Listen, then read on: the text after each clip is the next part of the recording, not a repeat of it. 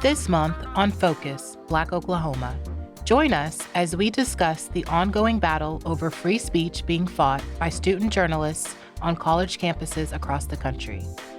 Explore NYU's Global Network University campuses and their approach to place-based education. Listen to a segment of our special episode, Mental Health on the Margins. Understand the significance of somatic therapy on Black bodies. Learn about Stephanie Janae's new book, Trying My Hardest. And hear a review of Chief Egunwale's text, America's Black Wall Street. All of this and more on Focus, Black Oklahoma.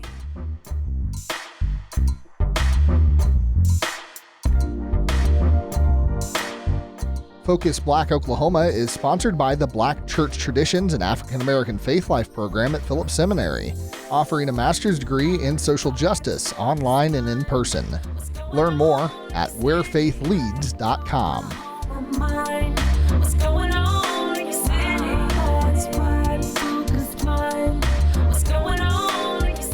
This is Focus Black Oklahoma. I'm Dr. Autumn Brown. And I'm Jacob Littlebear. Telling the truth is becoming more complicated and more costly. Across the country and around the world, journalists are facing growing pressure for simply doing their jobs. And in the midst of it all, student journalists are stepping into an increasingly fraught landscape. What does it mean to pursue the truth when the stakes feel higher than ever? And how is this next generation navigating a profession where the risks are no longer abstract but immediate? Here's FBO's Nico Berlin and Roma Carter with more. 10 years in prison and thousands of dollars in fines. These are the charges being brought against journalists who covered a church protest in Minnesota this January. Independent journalists Georgia Fort and Don Lemon pled not guilty in a February hearing, according to CBS reporting. The National Association of Black Journalists released a statement condemning the arrest on January 30th. Dozens of media organizations signed on in solidarity. Journalists in the United States rely on a free speech environment for survival. When tests of what is protected under the First Amendment arise, these journalists are forced to take a stance. This leaves a pressing question. How is today's political climate changing journalists' idea of objectivity? To understand that impact, we turn to university newsrooms, where the next generation of reporters are processing challenges to the First Amendment. Bryson Thadani is a junior co-editor-in-chief for the Ocollie, a student-run newspaper on the Oklahoma State University campus. He highlights that much of today's reporting centers geopolitical protests playing out on campus. Recently, within the past 2-3 weeks, there's been a lot of anti-ICE protests, been more Iranian students. They're doing more and trying to get more involved on campus. So it feels like, every other day we're walking, there's an Iranian flag or there's some type of demonstration going on. These demonstrations aren't isolated. They reflect broader national tensions. The U.S. operates in a binary political system, creating a deep divide between right and left politics. Thadani says that divide tests student reporters when they cover protests. Really easy, like if someone's yelling at you during a protest, you're just there doing your job. They're not yelling at you. They're upset, because there are a lot more people upset now. And so I think that is shown in our reporting, and that's what we try to do is, show people's emotions. That tension shapes how reporters do their job. Student reporters with the University of Missouri student publication The Maneater now have access to vests and belt badges. Faculty advisor Mark Onweiler says this was a precaution taken following the arrests of journalists in Minnesota. So I wanted to make sure that we aren't creating headlines ourselves by putting ourselves in a bad situation. And then we got our way. We just add these two that can clip onto the belt. We'll like a seventh break. Yeah, either kind of be hidden or whip it out and show everybody, fools you. I've been pressed this whole time. Anything like that. There's the human element of just assuming we're infallible in any situation. I'm certainly guilty of thinking I'll be fine no matter what. It's as simple as not wanting to wear a coat when it's cold out, I'm like, no, I'll be fine. And then I suffer the consequences of being cold. I would do the exact same thing going into a reporting situation. I would think, I don't need my safety vest, my high vis gear, my badge. I don't need any of that. I'll be fine. And then getting there and realizing, nope, I made a mistake. At the Okali, Thadani says support within the newsroom is key during moments of conflict. Typically, if they're reporting something, I'm no more than 20 minutes away because I'm always on campus or I live just off campus. And so if someone needs something, I can always be like, all right, where are you? I'll be there in 20.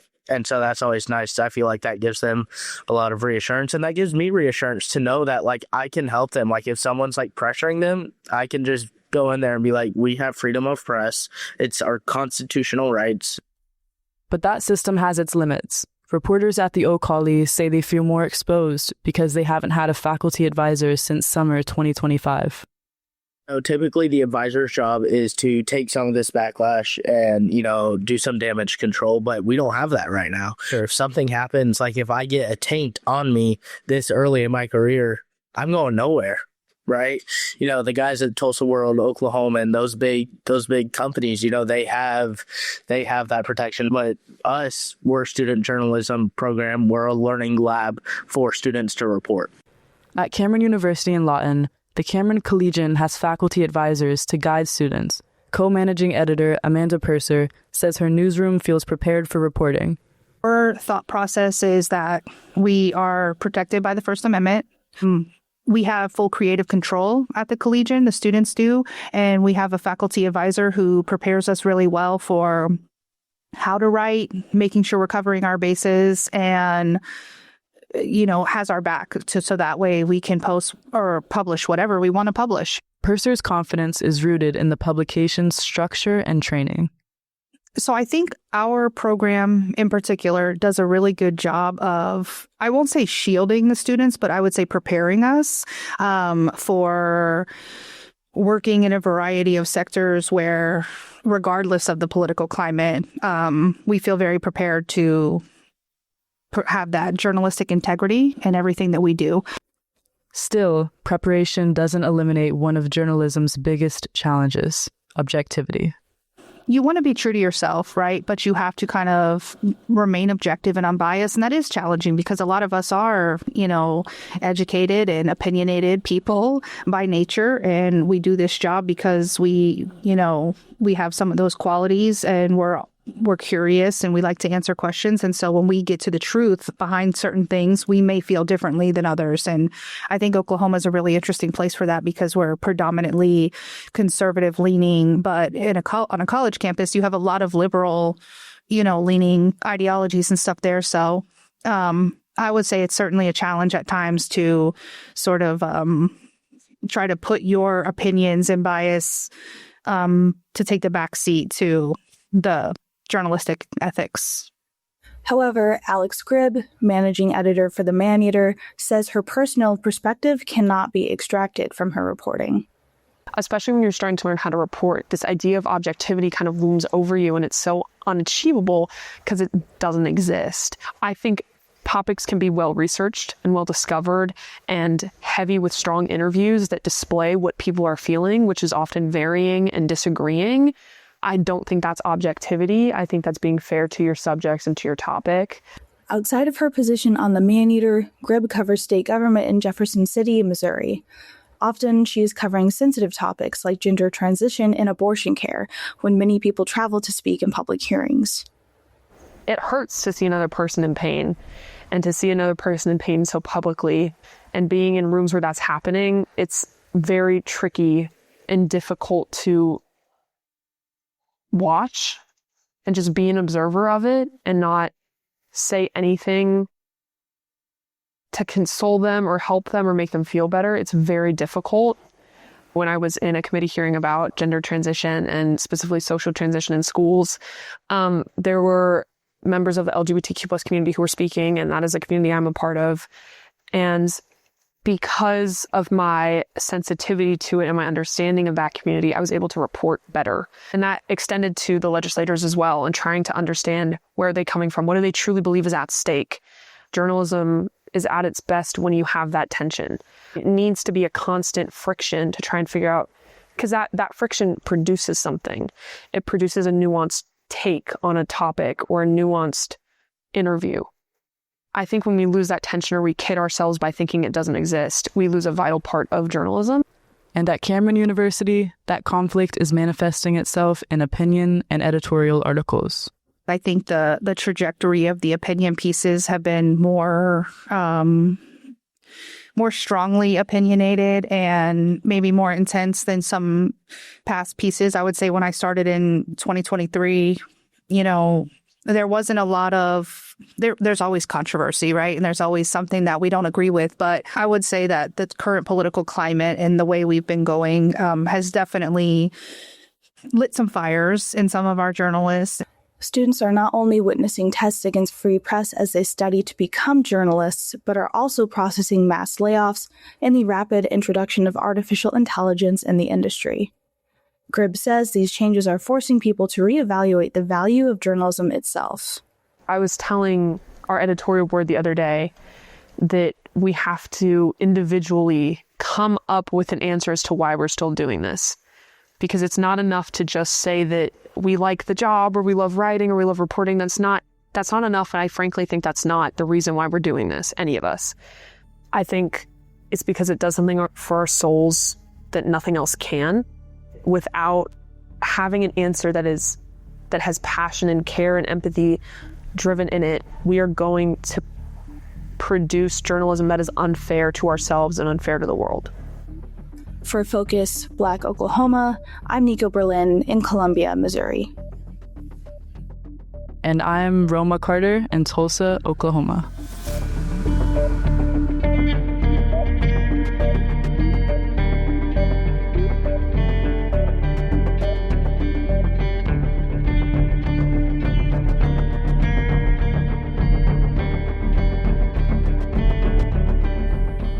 What does Tulsa have in common with cosmopolitan destinations such as Buenos Aires, Berlin, Accra, Shanghai, and Sydney? Each city is home to a New York University Global Network University campus. FBO's Zaakirah Muhammad has details. For more than 2 decades, New York University has operated full academic campuses in over 16 locations, including Tulsa and Accra, Ghana's capital. It's not a satellite program or a summer exchange. It is a functioning university site, also known as study away, with classroom, faculty, internships that turn into jobs, and a philosophy rooted in one core belief. The best education doesn't happen inside a single country or city's borders. Imagine leaving a place like New York City, the skyscrapers, the subway, the fast pace, and arriving in Accra, Ghana, or even Tulsa, Oklahoma. The air is different. The way strangers interact with you in stores and on the streets are different. The paces of rhythms are different. And for a growing number of American college students, so is the education system. The foundational philosophy behind NYU global campuses is not a program where the global north arrives to instruct the global south. It's an exchange. Students from places like New York bring their frameworks and assumptions. Ghana, its innovations, its energy, its people, push back. Professor Chike Franke Edozian, a journalist by trade and a Nigerian-born academic by career, serves as both a professor of journalism and the site director for NYU Accra, the person responsible for keeping the whole operation running. He points to mobile banking as one example, a technology that took root in Africa out of necessity because access to physical banks were limited, which has since spread worldwide. He said that solutions don't only travel in one direction. A lot of solutions that have become Africa-based have transcended the world. So something so simple like mobile banking and using banking on your telephone and mobile money. These are things that are now commonplace. On an average of 14 weeks per term, Professor Edozian says students leave changed, not because they visited Ghana as tourists, but because they worked there, contributed there, and were challenged there in ways a traditional classroom cannot replicate. In 14 weeks, they've seen so much. They've had so many experiences. And yes, of course, they've done all the tourism as well, but that is always in service of something else that we're teaching them or a project that they're working on. NYU Accra will mark its 22nd year of student instruction in fall 2026. The campus has sent thousands of students back into the world with, as Edojian puts it, floor-to-ceiling windows, an expansive view, and the confidence to act on it. If you grow up, I can speak for New York, if you grow up in a housing complex in New York, where we have lots of high rises, and your windows are very small, right? That's the view of the world you get. Versus if you live in a place where the windows are floor to ceiling and you can have this expansive view of the world. We look at Study Away that way. So the students must have an expansive view of the world, but even more than that, must have a participation in the world. So at NYU Accra, we don't have students who come to us and we just teach them in a bubble. 99% of our students are doing internships. And the others that are not doing internships are doing volunteer work. They're out in the community. They're having their first work experiences. They're having their first jobs, right? They're working, they're on projects. They're not fetching tea or coffee. They're actually creating and doing stuff. And at the end of that, they take that experience with them back to New York, get their degrees, and back to wherever they come from, and they're changed people. Ghana itself is at the center of the world map, close to the equator. And Edojian speaks of the African continent's young demographic as the next wave of global innovation. Africa's youthful population is really quite something. I think the next wave of where people will be doing stuff are going to be on this continent. So when you think about the population that is coming up now that has grown up in this era of finding African solutions that then become world solutions, we really feel that our students should have the opportunity to come here, to intern here, to learn things that are unique to Africa, but really translate to the whole world. And that just makes them better candidates when they graduate and they leave us. On the other side of the world is Tulsa, a city known mostly from history books, the site of the 1921 race massacre, the 1905 oil boom, the oil capital of the world, and the cradle of the original Black Wall Street. Today, it's also becoming a classroom. New York University officially opened its Tulsa Study Away site in spring 2025, part of its expanding global academic network that spans Abu Dhabi, Accra, and beyond. Dr. Lindsay Claire Smith, the director of NYU Tulsa, explained what a mid-sized American city teaches students that Manhattan cannot. Tulsa is at the heart of so much of America's history and its future, from just the incredibly important indigenous history and contemporary communities here to the history of Black Wall Street, to all the groups of newcomers, immigrants who are calling Tulsa home now. Tulsa really represents key challenges, key opportunities that is so key for America overall. It's a really rich and interesting place to learn and be a student. The culture shock, Dr. Smith says, has been real, but not always in the ways most commonly expected. Navigating around, trying to learn our public transit system, learn how to get around if they don't have a car.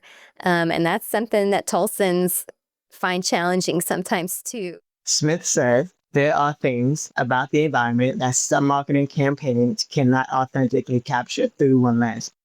And it may be exactly what draws students back, even after graduation. But it's this kind of community and culture that is not really easy to capture, like on an Instagram reel or a marketing, campaign. But it really is the heart of what makes Tulsa so special. They consistently comment on how warm and friendly and welcoming and just kind people in Tulsa are. We have our first graduate coming back to be a part of Service Year Tulsa. She's graduating this spring, and then she'll be coming back to Tulsa. The students arriving aren't just from NYU's New York campus.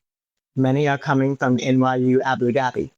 International students experience their first extended look at American life far from the familiar skylines of Lower Manhattan. And then we have a lot of students who are coming to us from other parts of the NYU network, so in particular NYU Abu Dhabi. So the NYU Abu Dhabi students are having a chance to come to Tulsa and be in America and be in a different part of America than New York. Beyond community, the program has built a robust internship pipeline, placing students at institutions, local tech startups, and even the mayor's office. Dr. Smith expands. We've had students working on exhibition design at Philbrook. We've had students at the Tulsa Foundation for Architecture. We've consistently had a student working in the mayor's office, which is such a just one-of-a-kind opportunity.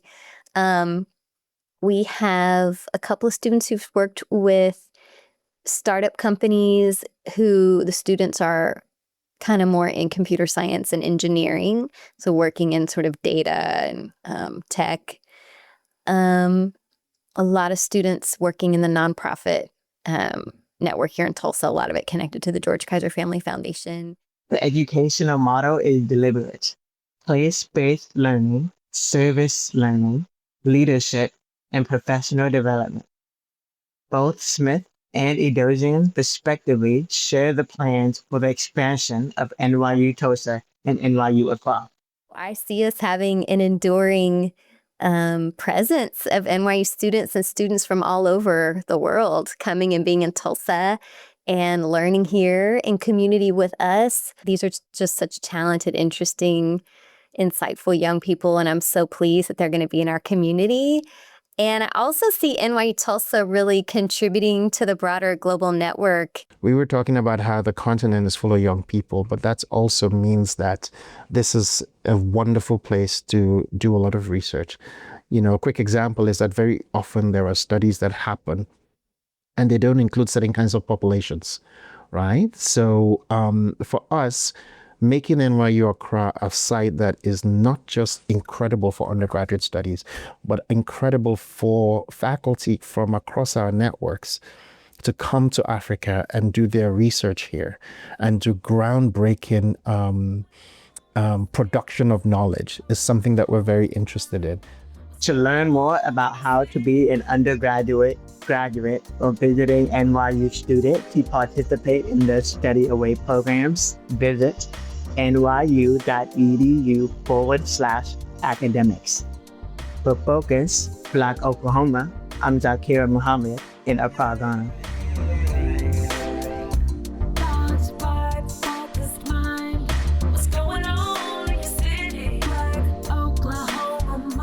You're listening to Focus Black Oklahoma.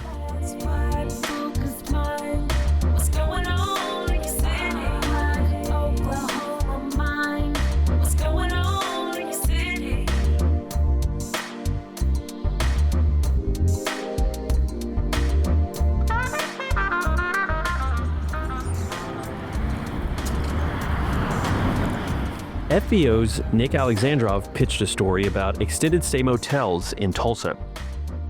He hoped to meet people living there, to learn about their lives, their sources of stress, what keeps them going. But the story didn't unfold the way he expected. We are animals. We are animals. Yeah. You do better with grizzly bear than you will with... These people are greedy. Everybody greedy and needy. It's like, I am needy and stuff, but in the nicest of ways. A case study based in Denver was published in 2025, following 356 people for 1 year after losing housing, and found that 64% reported their physical health deteriorated, 58% said their mental health declined, and 53% had experienced violence. On the street, people were walking. Rob pointed them out. This pretty lady dances. She's a dancing lady. Yeah. She'll walk up and down this damn street dancing. She doing her thing. Yeah, she got her earplugs in. But she cool as stuff. She's dancing. She ain't gonna... She a prostitute. She pregnant right now. She already told me her story. But she usually dances, so she ain't dancing right now because she needs some alcohol or some drugs or some shit. And that's Deadpool across the street. Look, I already know him. It's like, bro, I'm an alcoholic. I just had 2 surgeries. They put a shunt. It bypasses my heart. And then I got beat up by a dude. And so my jaw is broken. I can barely eat. But yeah, I got some peeps out here. Stephanie Gonzalez-Guitar is a sociologist. She studies families living in extended stay motels in Florida. For families, the lack of a kitchen is huge, because you have, most of these motels have like the bathroom sink, right? And that's bathroom sink and kitchen sink and whatever else you need. A lot of them did, they made do with what they had, but the refrigerator space was really limited. And so like, especially with little kids, a lot of them said like, oh, I can't buy a gallon of milk because it just takes too much real estate. So then when I thought about that, I was like, okay, like you're buying things as you need them. When we think about, like save money, right? Like, the gallon's going to be cheaper than the half gallon, but they're having to buy things that are maybe more expensive. It's those little things that people might not think about, but on a day-to-day basis, it's just like one more stressor that really impacts their quality of life, increases anxiety. That's why I don't like having things. This quick hit is a segment from a special episode of Focus Black Oklahoma, which is part of a larger quarterly effort from Oklahoma media addressing mental health. Find the rest of the quarterly stories and more coverage from Tulsa Flyer, the Oklahoma Eagle, KOSU, La Semana, and The Frontier at tulsaflyer.org.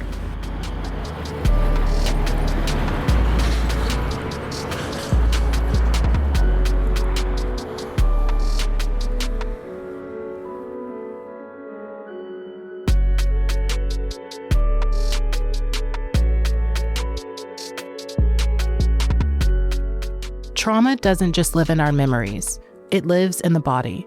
For many Black people, generations of stress, survival, and systemic harm are carried in muscle, breath, and nervous systems long after the moment has passed. Somatic therapy asks a different kind of healing question.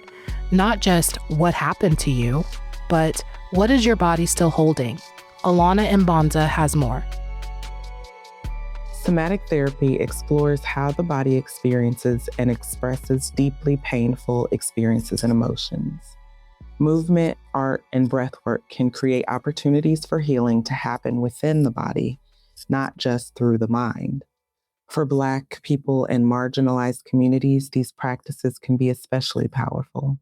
Generational trauma, systemic violence, and ongoing discrimination live in the body.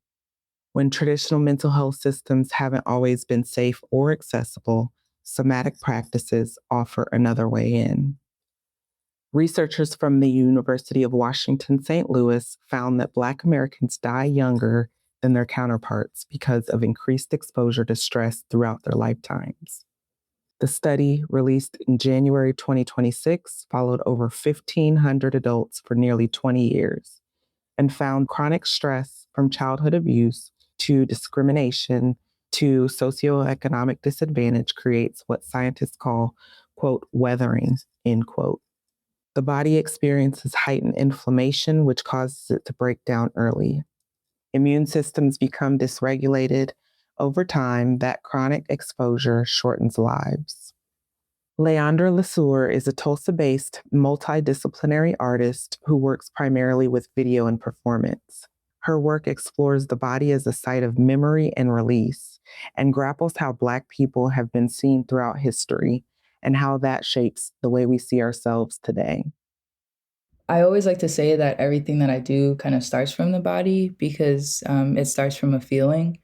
I think a lot of times when, we kind of find out information or we're met with certain information, it elicits something within us that either wants us to continue exploring it, or maybe there's a confrontation that happens and we feel something in our body that maybe brings out or elicits like some type of not so positive emotion, whether it's anger or sadness.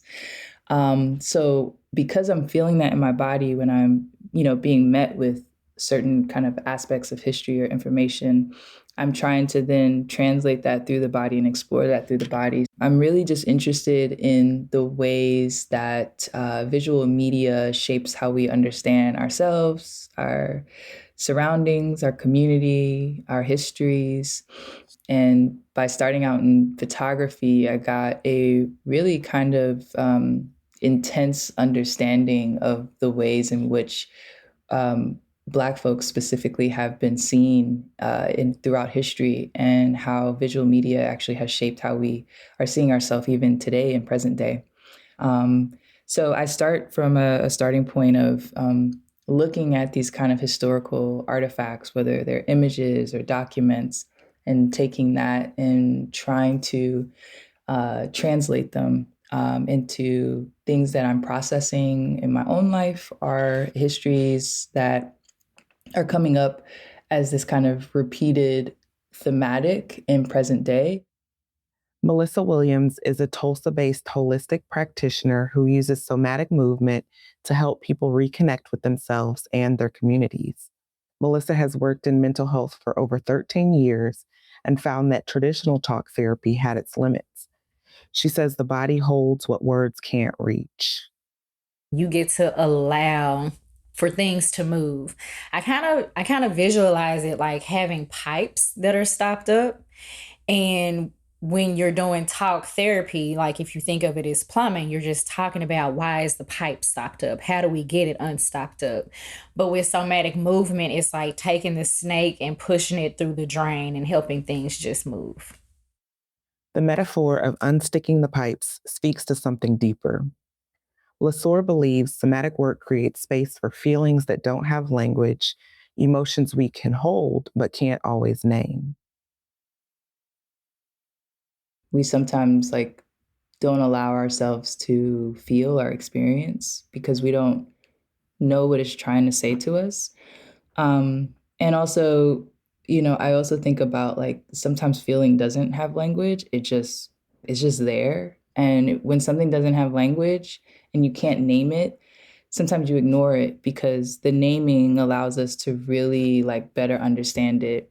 So what my practice has allowed for me is to be able to give space to the things that don't have language, give space to the things that can't be named, which sometimes are really complex and nuanced feelings and understandings of the way that we're just processing everything in life as human beings. Lasore's current exhibition, Monument Eternal, at the Tulsa Artists Fellowship flagship location, explores how historical violence echoes into the present. It's speaking to some pretty intense history, a site in Georgia, called Stone Mountain. And it's this park that exists today that, it has an amusement park in it. It's very interesting. So when you go there, it feels like this fun place to be, but the history of that site is pretty weighted. It's actually where the KKK kind of had its resurgence back in 1915. And then as an adult coming into this history, having to kind of go back and re-navigate those memories and really think about what it means to re-navigate a site now with this awareness. The other thing about this site is that it's unmarked. And I say unmarked because you visit the site and you would never know the history of the site unless you did your own research. So I wanted to kind of highlight this site as, not a site where violence specifically happened, but the Klan basically did this kind of pilgrimage up to the top of Stone Mountain. I think it was the first time they lit a cross on fire and basically declared that they're kind of back, And what we saw in the aftermath of that was Red Summer, and you're seeing these massacres take place across the US. And then being in Tulsa, obviously, and navigating the history of the Tulsa Race Massacre, it became very important for me to kind of thread these histories together. This site that felt for me like a catalyst to violence, and then the actual violence that took place. Lesueur sees those same patterns of racist rhetoric followed by violence playing out today. Rhetoric targeting immigrants, transgender people, and communities of color have been followed by spikes in hate crimes and mass shootings. And we see that today. There are these small acts that happen where there's like a declaration by, someone in our administration, and that leads to a plethora of violent, killings. For Focus Black Oklahoma, I'm Alana Mbanza in Tulsa.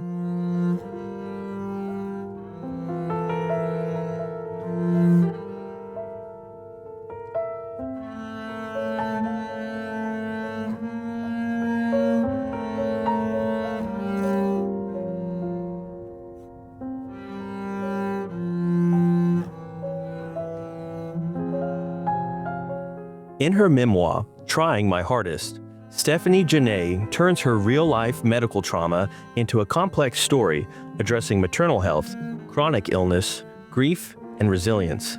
Stephanie, speaker, author, and founder of the nonprofit The Mighty Heart Warrior Project, sat down with FEO's Quraysh Ali Lansana to discuss her new text and ways the book may spark conversations that matter.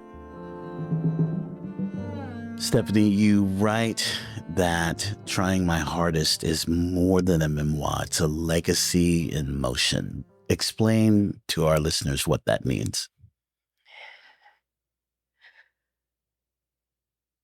Almost 6 years ago, my daughter, Michaela, passed away. She had a literal lifelong battle with heart disease. She was diagnosed while I was still pregnant, so she knew no other life. When she was 3 days old, she received her first surgery. A pacemaker was placed. She was born with complete heart block, 3rd degree. From there, she faced many battles, multiple pacemakers before she was even 7. And that also included a LVAD and a heart transplant. She went on to live a beautiful life, and she fought her hardest. She tried her hardest each day to live life to the fullest. Even though she went through so many battles, she never took her eye off setting goals for her life, and she wanted her dreams. Like, she wanted to open a kitchen, a restaurant where her grandmother and her nana were the chefs, and her cousins and best friends were the servers, and people who were unhoused got to eat for free, and they only cooked her favorite recipes. She was such a beautiful soul. When we lost her, she was 12. She was 12 years, 3 months, and 17 days old. The night she passed away, I ended up in her room, going through her things,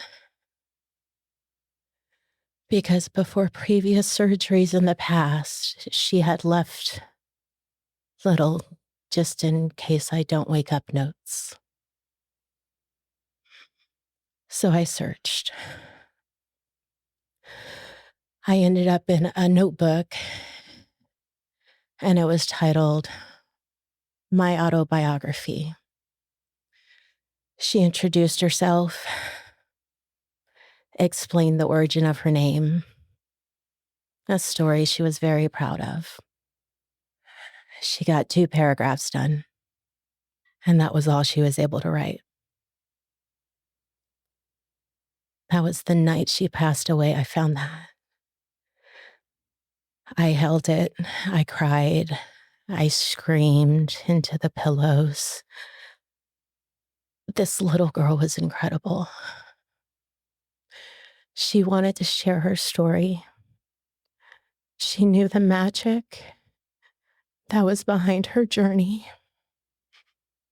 As I shared bits and pieces of her story with my Facebook world, friends, families, strangers that I had connected with through different groups, people went out and became organ donors. They went out, they donated blood, and now they get CPR certified. Because I shared bits and pieces of her story, lives will be saved. I told her she had a magic in her that was more powerful than any just mere existence in this world. She and I had conversations. What if I don't wake up, Mommy? What would you do? All I could think was honor her. And so this book is her story. It's my story. It's our story. I was sick for nearly a decade. After having Michaela, by the time she was 3, I was on dialysis. I had lost both my kidneys. I was diagnosed with lupus after I gave birth to my oldest son, Michael, and it was too much on my body. I know I'm already living on borrowed time. I titled this book, The Journey of a Mighty Warrior, because we called her Mighty Michaela the Heart Warrior. I titled it Trying My Hardest, because the try my hardest is in her handwriting. And I titled it A Timeline Testimony of Pain, Perseverance, and Purpose, because over the years, I shared our journey on Facebook, on my timeline. And year after year, I've been watching the little time hop replay my life like a movie. And I'll share it with new people who have entered my Facebook world that I've met in real world. And now they enter my Facebook world and get to meet my daughter.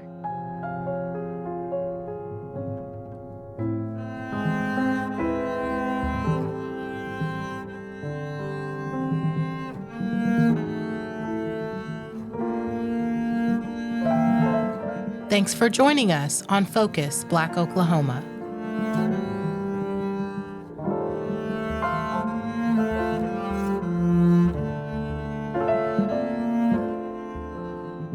Would you like to pitch a story to FBO? Or work with us as a correspondent? Please email us at contact@focusblackoklahoma.com. Or call 918-807-3886.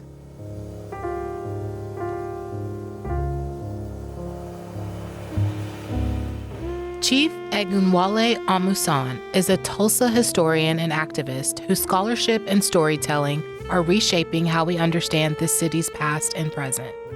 His book, America's Black Wall Street, The Untold Story of Broken Treaties, Black Resistance, Political Fear, and Sacred Ground, goes beyond the headlines to reveal the deeper forces that shaped Greenwood's rise, the brutal assault it endured, and the legacy of resistance and resilience that still radiates from this sacred terrain. Here's G. Vickers. For those looking to enrich their reading list this year, Chief Egunwale Amusan's 2023 book, America's Black Wall Street, available in ebook and hardcover, is a great way to challenge oneself to think more critically about dark chapters in this country's history with Tulsa at its center. America's Black Wall Street brings a different perspective on the 1921 Tulsa Race Massacre, asserting that it was instigated by more than an isolated incident in an elevator. In May 2021, Chief Egunwale Amusan testified before the House Civil Rights and Civil Liberties Subcommittee on the lasting impacts of the Tulsa Race Massacre 1 century later. He spoke about his experiences with the city's excavation efforts, about seeing the bones of an anonymously buried stillborn child, and his family's long-standing connections to Oklahoma, including discovering their experiences during the massacre. Amusan compiled the history of the Tulsa Race Massacre and the country's reaction to it through primary source documents like newspapers and tribal enrollment documents. The author turns both dossiers into a rousing and personal genealogical investigation, revealing his family's connections to each event. The combination provides a compelling vehicle for a timeline of the endless cycle of promises made and broken between the U.S. government and Black Americans. America's Black Wall Street is a short book, surgical in its efforts, even as it meanders between the personal and the historical. Throughout, the author provides wider context to the facts around the established narrative of the massacre. Contemporary articles curated by Amusan show the Tulsa Chamber of Commerce initially promising to pay for all resulting property damage before rescinding the offer once the public's attention had turned elsewhere. Throughout each of the 4 chapters, Amusan oscillates between the mid-19th century and today, drawing connections between himself and historically significant figures in his family tree. Especially relevant is the author's connection to his great-great-great-grandfather, King Blue, a man enslaved by members of the Chickasaw tribe, who, as a freedman, helped lead the effort to win his people's rights as citizens to the tribes which had stolen their labor for generations. Just as Amusan came to speak to the House in Washington, D.C., King Blue penned a significant letter to the federal government in 1882, advocating for an end to the disenfranchisement of the freedmen on Chickasaw land. The author embodies the idea of a native son making good. He attended George Washington Carver Middle School and is a graduate of Booker T. Washington High School. His Tulsa origins add a palpable authenticity and emotional edge that heighten the stakes of a book whose contents mostly take place over a century ago. The author didn't discover his own family's direct experience with the Tulsa Race Massacre until his grandfather filed as a plaintiff in the 2003 reparations suit. In the wake of the massacre, his grandfather's caretakers disappeared, their whereabouts unknown for decades after, quote, their home and laundry business were burned to ashes. They changed their first names to conceal their identity, end quote. There are bright spots to provide a contrast to the violent imagery. The book is populated by figures that advocated tirelessly for the vulnerable, even going so far as to put their lives on the line. One of these fierce advocates is J.H. Smitherman, who was nearly lynched for his political activism shortly after the massacre. Amusan details the 1922 kidnapping. A, quote, madman pulled a knife, caught hold of Smitherman's left ear, and sliced, end quote, after which a lynch mob ordered him into exile. B.C. Franklin's legal fight against the urban renewal campaigns that followed Greenwood's destruction allowed up to 40% of business and homeowners to return to their property to continue working and living where they were before the massacre. Amusan's House testimony ends with a final concern. He wonders if some sort of justice will be served, or if a 4th generation of his family will be conscripted into the fight. This is an earnest take on the Tulsa Race Massacre, and a great book for those looking to either deepen their understanding of the events of June 1st, 1921, or to take a first look. Its wide lens allows readers to engross themselves in local and national history, and to identify how the past rhymes with the present day. America's Black Wall Street can be purchased on americasblackwallstreet.com, realblackwallstreettour.com, or thislandpress.com. For Focus, Black Oklahoma, I'm G. Vickers in Tulsa.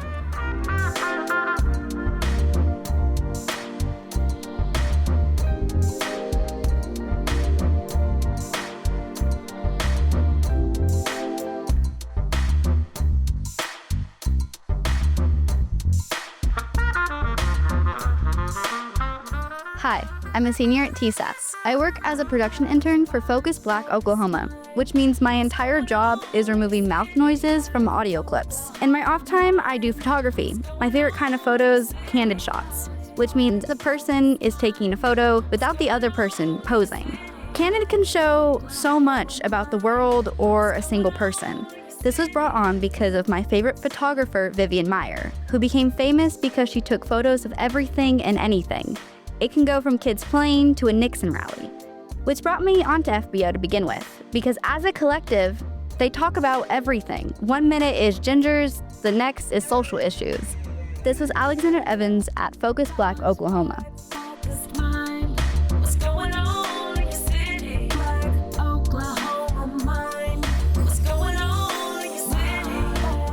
Focus Black Oklahoma is produced in partnership with KOSU Radio and Tri-City Collective.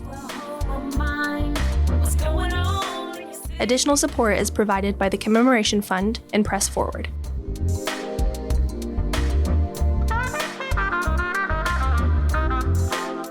Our theme music is by Moffat Music.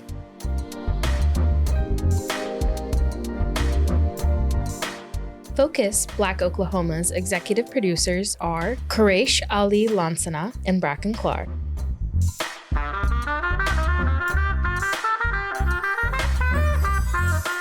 Our associate producers are Jesse Ulrich and Naomi Agnew. Our production interns are Alexander Evans, Jess Grimes, Roma Carter, and Anna Wilson. You can visit us online at kosu.org or focusblackoklahoma.com and on YouTube at Tri-City Collective OK. You can follow us on Instagram at FocusBlackOK and on Facebook at facebook.com/FocusBlackOK.com. You can hear Focus Black Oklahoma on demand at kosu.org, the NPR app, npr.org, or wherever you get your podcasts. As you go about your morning routine, there are a few things that are a must. You brush your teeth, put on a fresh pair of clothes, maybe even try to eat something before rushing out the door. You are busy. That's why we started the KOSU Daily Podcast, so you can get all the news you need while you're on the go. Subscribe to the KOSU Daily Podcast today.